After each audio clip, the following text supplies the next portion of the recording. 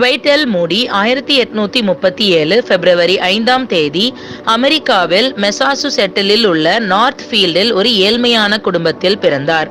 அவரது தந்தை Edwin J மூடி விவசாயம் மற்றும் கல்தச்சர் வேலை செய்து வந்தார்.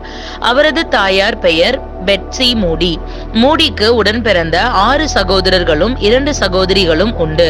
மூடிக்கு 4 வயதாக இருந்தபோது அவரது தந்தை இறந்தார்.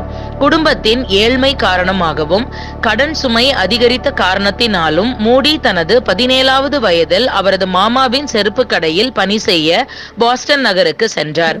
ஞாயிற்றுக்கிழமைகளில் ஆலயத்திற்கும் ஞாயிறு பாடசாலைக்கும் தவறாமல் செல்லுவார். 1855 ஏப்ரல் 25ஆம் தேதி எட்வர்ட் கிம்பல் மூடியை அவரது செருப்பு கடையில் சந்தித்து இயேசு கிறிஸ்துவை சொந்த இரட்சகராக ஏற்றுக்கொள்ளத்தக்கதான விசுவாசத்தில் வழிநடத்தினார். சபையின் திருப்பணிக்கான எந்தவிதமான சிறப்பு பயிற்சியும் எடுக்காத ட்வைட் லைமேன் மூடி அவர்கள் அமெரிக்காவிலேயே மிகவும் குறிப்பிடத்தக்க சிறந்த பிரசங்கியாக இருந்தார். எப்பொழுதெல்லாம் பிரசங்கிமார்கள் அவரை சந்திக்கிறார்களோ அப்பொழுதெல்லாம் வேதாகமத்தில் இருந்து ஆழமான கேள்விகளை கேட்டு அதற்கு விளக்கங்களை அறிந்து கொள்வார். மூடி அங்கம் வகித்த பிளைமவுத் காங்கிரிகேஷனல் திருச்சபையில் ஒவ்வொரு ஞாயிற்றுக்கிழமைகளிலும் ஆலயத்தில் 5 வரிசை நாற்காலிகளை பதிவு செய்து வாலிப பிள்ளைகளால் அவற்றை நிரப்பினார். ஒரு நாள் நார்த் வெல்த் தெருவில் இருந்த நற்செய்தி அறிவிக்கும் ஒரு சிறிய கூட்டத்திற்கு சென்று அங்கே மேலாளரிடம் ஞாயிறு பள்ளி எடுக்க உத்தரவு கேட்டார். ஆனால் அங்கே மாணவர்கள் எண்ணிக்கையும் ஆசிரியர்கள் எண்ணிக்கை ஏறக்குறைய சமமாய் இருப்பதால் மூடிக்கு அங்கு இடமில்லை என்று அதன் மேலாளர் கூறிவிட்டார். ஆகவே மூடி அவருக்கான வகுப்பு மாணவர்களை அவரே சேர்க்க எண்ணி அடுத்த ஞாயிற்றுக்கிழமை 18 ஏழை மாணவர்களை அழைத்து வந்தார். அதனால் ஞாயிறு பள்ளி மாணவரின் எண்ணிக்கை பெருகியது. 1859ஆம் ஆண்டில் மூடியின் ஞாயிறு பள்ளியில் 1000 மாணவர்கள் இருந்தார்கள். அமெரிக்க உள்நாட்டின் போரின் போது மூடி போர் வீரர்கள் மத்தியில் பயனுள்ள ஊழியம் செய்தார். கேம் டக்லஸில் மூடி ஒரு சிற்றாலயத்தை கட்டி போர்க்களத்தில் உள்ள மனிதர்களுக்கு சுவிசேஷம் போதிக்கப்பட வகை செய்தார். ஆகஸ்ட் 28, 1862 மூடி எம்மா சி ரெவலை மணந்தார். அவர்களுக்கு மகள் எம்மா ரெனால்ட்ஸ் மூடி மற்றும் 2 மகன்கள் வில்லியம் ரெவல் மூடி மற்றும் பால் ட்வைட் மூடி உள்ளனர். ஜூன் 1861 இந்தியானா போலிஸில் நடைபெற்ற சர்வதேச ஞாயிறு பள்ளி மாநாட்டில் மூடி அவர்கள் நற்செய்தி பாடகரான ஐரா டி சாங்கியை சந்தித்தார். அவருடன் இணைந்து தனது ஊழியத்தை விரிவுபடுத்த தொடங்கினார். 1871 அக்டோபர் 8ஆம் தேதி சிகாகோவில் ஏற்பட்ட பெரும் தீ விபத்தில் மூடியின் ஏறக்குறைய $200 மில்லியன் மதிப்புள்ள சொத்து எரிந்து சாம்பலாகி பெரிய நஷ்டம் ஏற்பட்டது. மூடியுடன் இருந்தவர்கள் அவர் அனைத்தையும் இழந்துவிட்டதாக கூறினார்கள். மூடியோ அவரது வேதாகமத்தை திறந்து, நீங்கள் தவறுதலாக புரிந்து கொண்டு உள்ளீர்கள், நான் இழந்து போனதை விட என்னிடம் அதிகமாக உள்ளது என்று கூறினார். அதன் பின்பு 1876 லாசாலி தெருவில் உள்ள சிகாகோ அவென்யூக்கு சபை மாற்றப்பட்டு சிகாகோ அவென்யூ திருச்சபை என்று அழைக்கப்பட்டது.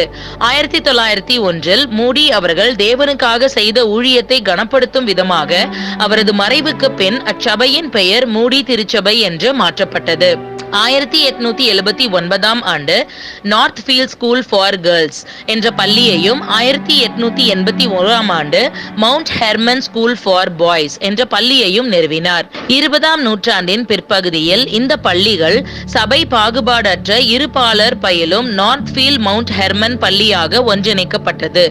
மூடி அவர்கள் 1866ஆம் ஆண்டில் சார்லஸ் ஸ்பர்ஜன் உருவாக்கிய கற்பித்தல் கருவியான தி வேர்ல்ட்லெஸ் புக் ஊக்குவிப்பதன் மூலம் பலதரப்பட்ட மக்களுக்கு சுவிசேஷத்தை எளிதாக எடுத்துச் செல்ல முடியும் என்று நம்பினார். 1875ஆம் ஆண்டில் மூடி அவர்கள் பரலோகத்தை குறிக்கும் 4வது நிறமான தங்க நிறத்தை அந்த 3 வண்ண சுவிசேஷ சாதனத்தின் வடிவமைப்பில் சேர்த்தார். இந்த புத்தகம் இன்றளவும் உலகெங்கிலும் உள்ள ஆயிரக்கணக்கான கல்வியற்ற மக்களுக்கு நற்செய்தியை கற்பிக்க பயன்படுகிறது. 1889 சிகாகோ சுவிசேஷ சங்கம் நிறுவப்பட்டது. பிற்காலத்தில் இது மூடி வேதாகம நிறுவனமாக மாறியது.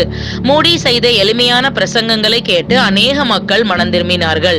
பெரிய பிரசங்கியாராக இருப்பதை விட ஜெபிப்பதையே பெரிய காரியமாக கருதுகிறேன் என்று கூறுவது உண்டு.